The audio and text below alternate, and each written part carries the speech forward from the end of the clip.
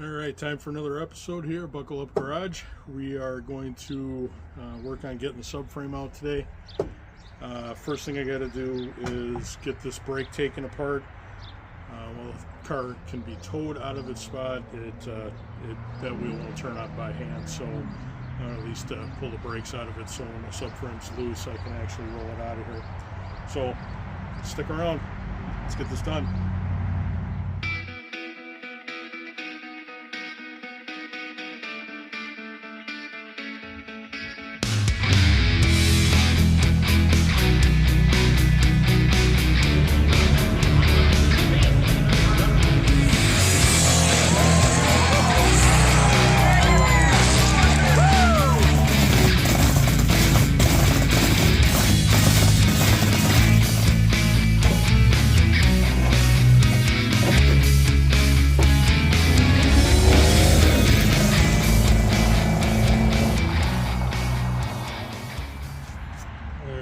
As you can see, this has been sitting for a long time.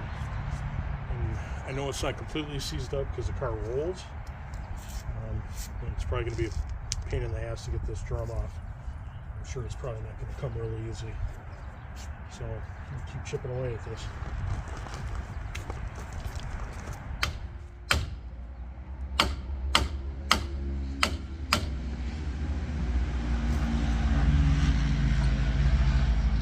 You can feel it binding on the shoes and bouncing back in the hold down springs.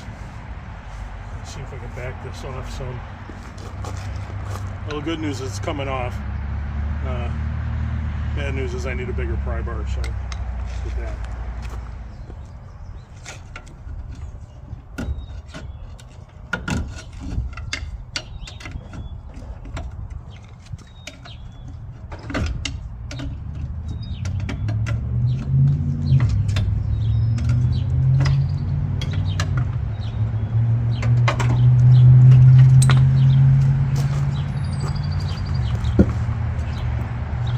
Brake drum. There's a chunk broken off of it, unfortunately.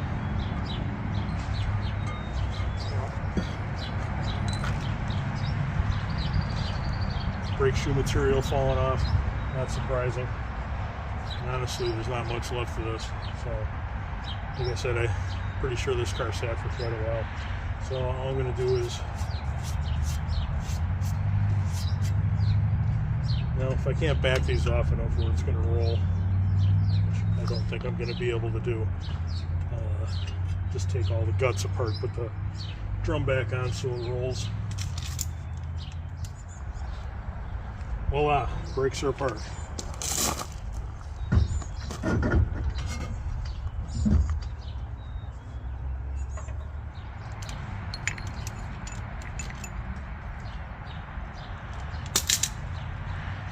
Good enough for rolling around.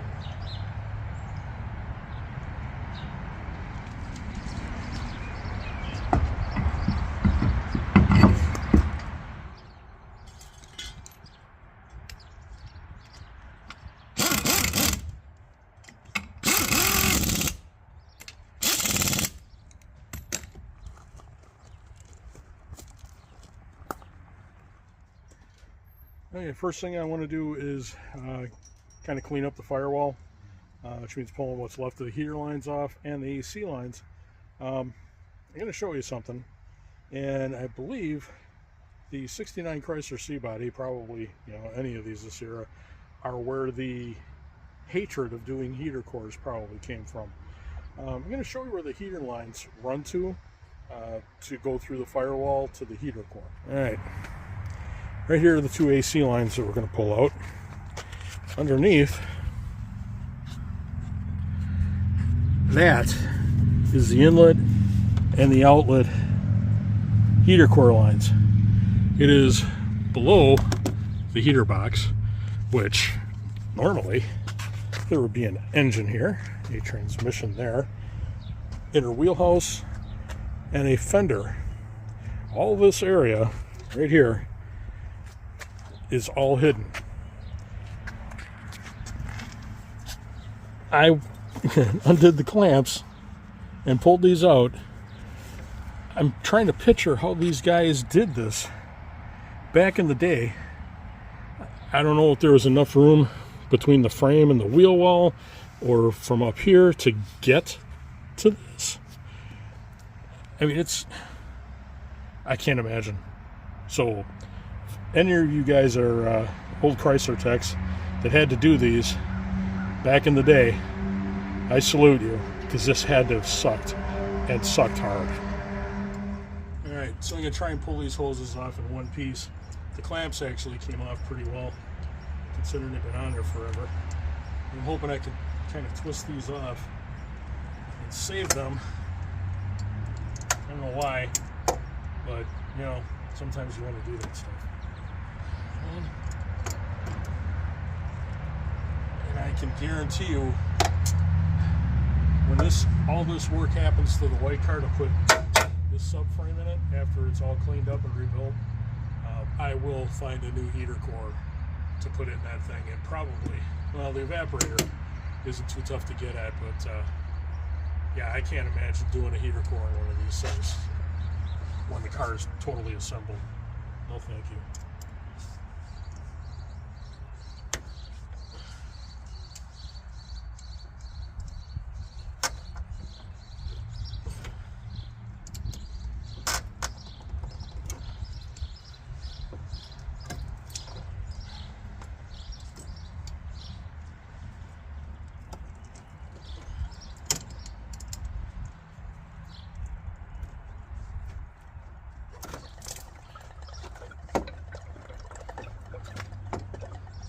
Okay, well, I guess there's some antifreeze on the ground.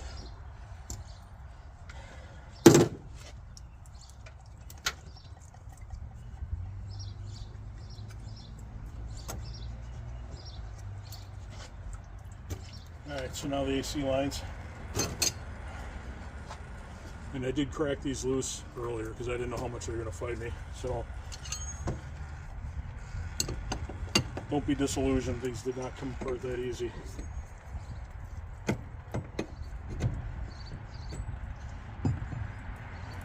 And note, this is an ancient wrench. I've got like 3 or 4 of these oversized ancient ones. I don't know if there's a date on these things, it just says super quality, and you know, it says chrome vanadium steel. Don't know what that means, but I think these things are older than I am. I don't use them very often, but every once in a while a situation comes around where these fit and nothing else I have does. So don't ever throw anything away. Somewhere along the line you'll probably use it.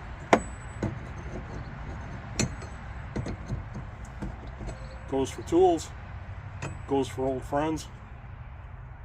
Mikey, I'm looking in your direction. I don't use you very much, but you do come in handy from time to time.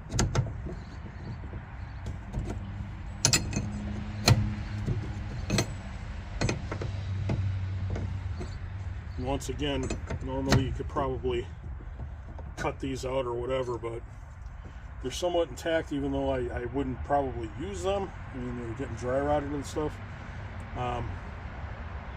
But I know these are for this car, so at some point, if I'm putting AC back together on something, it wouldn't be a bad idea to have these around for comparison's sake to what you're finding laying around, or you know, being reproduced, if something's being reproduced.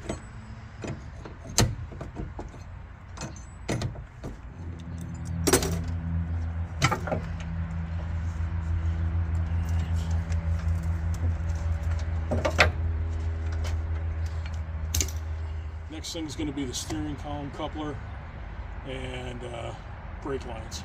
And I'm just going to disconnect them from the master cylinder, just kind of wrap them up and leave them hanging there. And then I think we just need to unbolt this thing and roll it out. Fun stuff.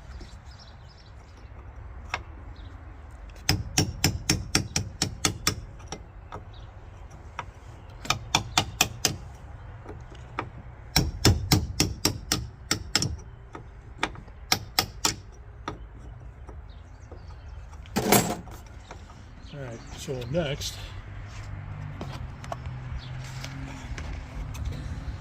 Essentially just got to drive this pin out, slide the collar back. The column's loose in this thing because I had the steering gear out. This is actually the one out of the white car. I tried to rebuild it and it still leaked, so I pulled the steering gear out of this car, put it in the white one, put the leaky rebuilt one back in here so I could move it around. So just going to drive that pin out and then work on the column end of it, and then everything should be disconnected. Oh, I think I went too far.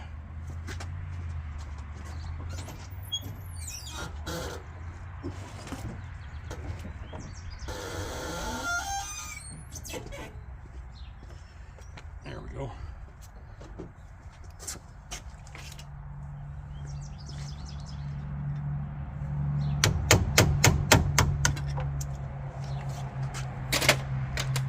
Okay, we're inside the car. Like I said, I had this column all loosened up because I pulled that steering gear out. So all I really have to do is back these out. The column should drop down and I can pull it back, get that coupler off. Everything is detached here at the firewall. So it's not like your normal pulling your steering column. Everything is pretty much taken care of already.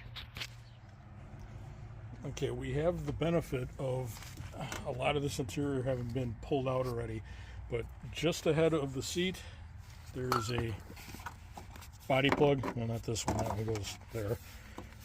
Pull this body plug and there's the head of the bolts on the cross member. This is what goes across, and your transmission support is on. So, you know, you can see it's pretty dirty in there, but I'm going to blast the hell out of this and let this soak from the top. Let's come around and we'll get the other side.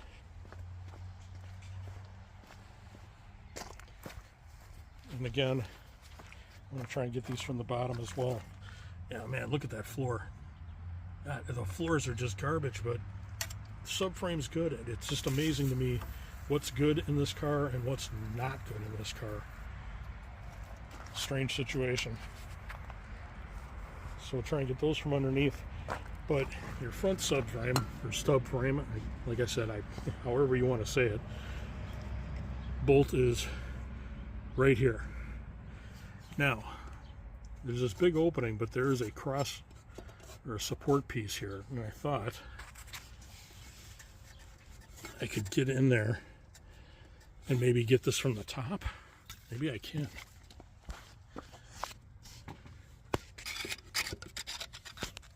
No, that doesn't go through. Oops. But there's a hole here right above it, so I'm just going to take a shot and hope that the blaster gets on top of the bolt, because like I said, it's right here in that hole. I'm sorry, bolt's right here, hole's right there. I'm try and get in here, let it weep in, and hit the bolt itself. Get underneath. For those of you that tuned in for spectacular camera work, today is your day.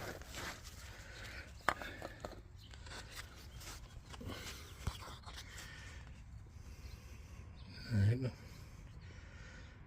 if we can, oh, there it is. There is the subframe bolt. I'm going to just lube the hell out of this.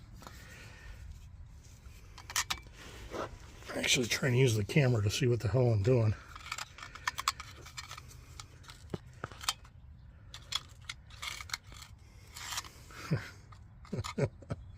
There we go.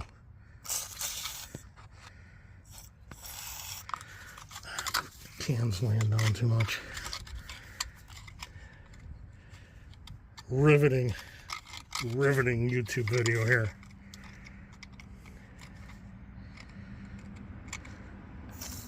There we go. Yeah, and PB blasting the can. All right, well, you get the picture. I won't torture you with any more of this. Hey, we are back at it. It's a couple of days later. Been soaking it a little bit here and there. because you know they were giving me a really hard time coming loose. In the meantime, got my grass cut, took a trip down to Indy for the Mecum auction. Look for that video. That should be up probably about the time you're seeing this. So like I said, you know, I got a couple that are being really stubborn. They start spinning loose, but the exposed part of the threads on the bolts is mucked up enough that it just doesn't want to get past that. So, you know, as I said, we've been soaking it with penetrating oil. PB Blaster is kind of my penetrating oil choice.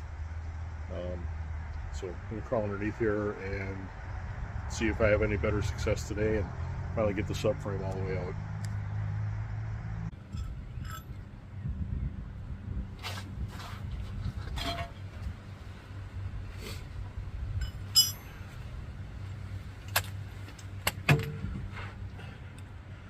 Alright, so there's one main bolt that goes up through here, and then there's two that are horizontal. This one on the back side is within the framework. It's encapsulated or enclosed. That one's come loose pretty easily. There's another one back here that's accessed through this hole that is a nut and bolt. That's the one that's giving me a hard time on both sides. Those two are the last ones that are giving me trouble to come loose. So, see if I have any better success today.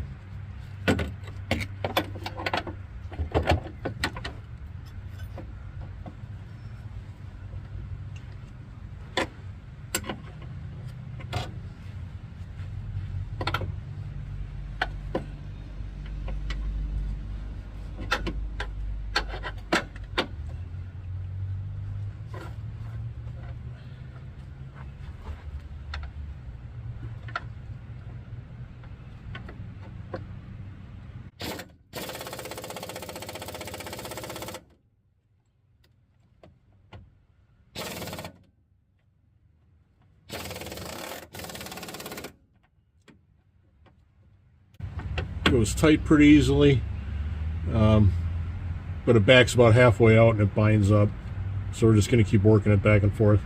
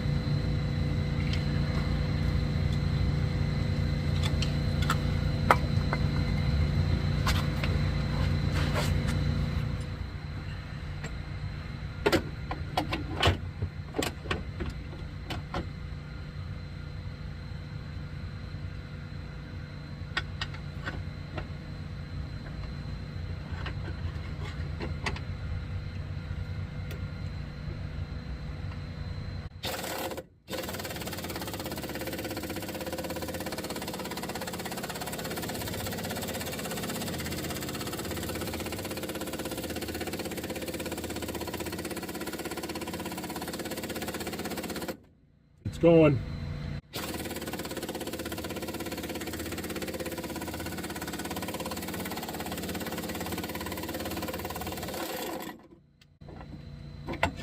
Bingo.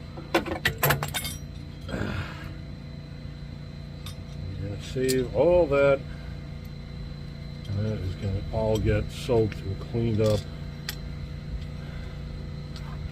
What a pain. She's locked up in there a little bit, so we don't mark it up too much. Alright, I'm going to do the same thing to the other side.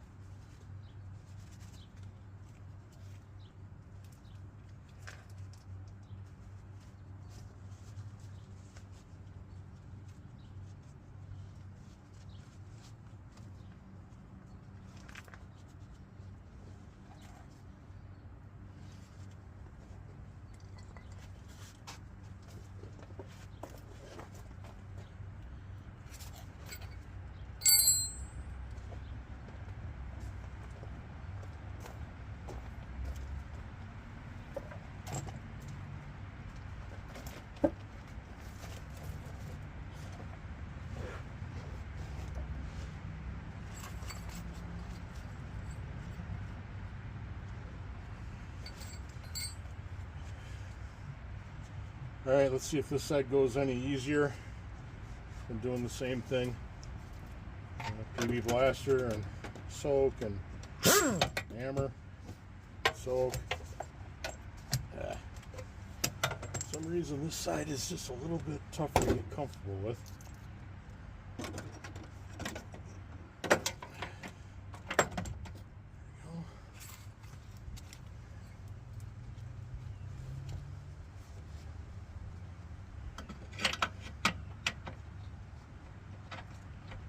Alright, let's see what happens here. I think I'm going to get upside down. Get a better grip on things.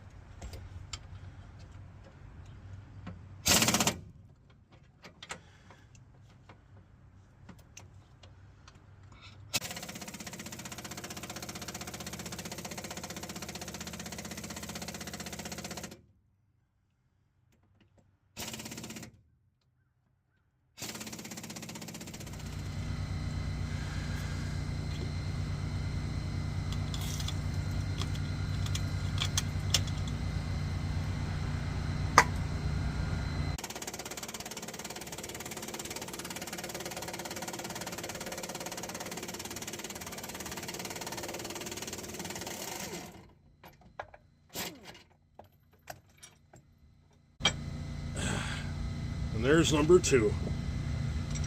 Stubborn, stubborn, stubborn. But keep working at it. It'll come out eventually. So now we just got to get this supported a little bit better. Get the last couple pre-loosened nuts and bolts out of this thing.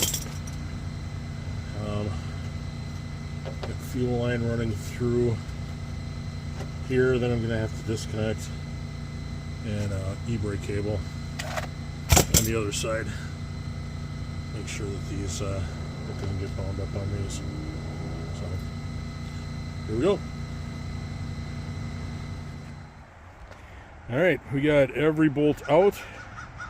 We got the cable cut on the emergency brake. We got the fuel line cut on the passenger side.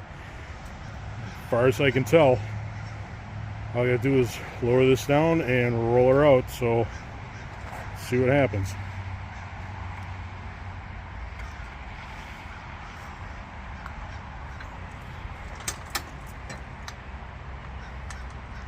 It is on the wheels.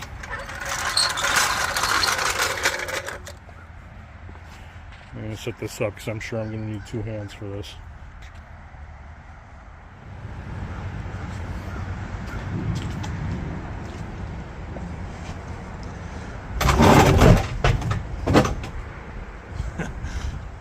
Hung up on one thing here, and that, I'm not sure what that is, but bear up with me here.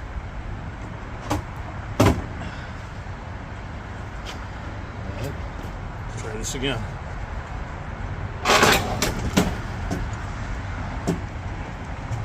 Still not good. Brake line. Hang tight.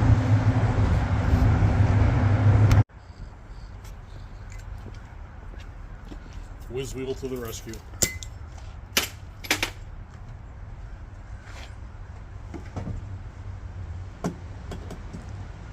A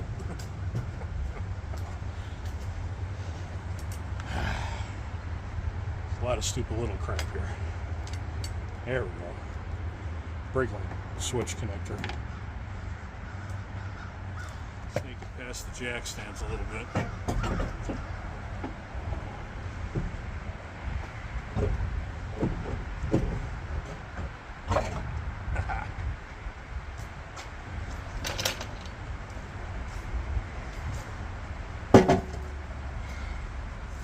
Ta-da!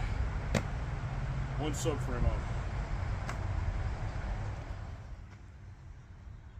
Okay, so why did we do this? Why did we go to all the effort of getting the subframe out of this? You know, not a horrible job, but it's not super easy. Probably the biggest thing I've tried to tackle on a car, other than, you know, pulling motors and rebuilding engines and things like that.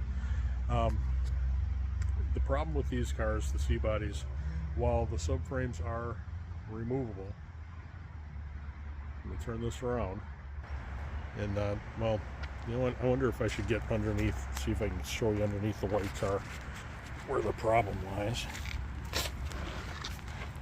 And I don't have her jacked up, but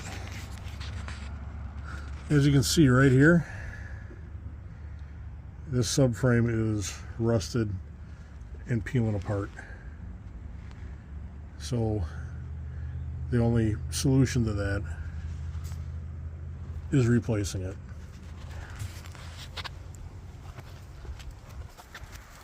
Okay, well, the subframe on this one, I'll just come around this side and show you.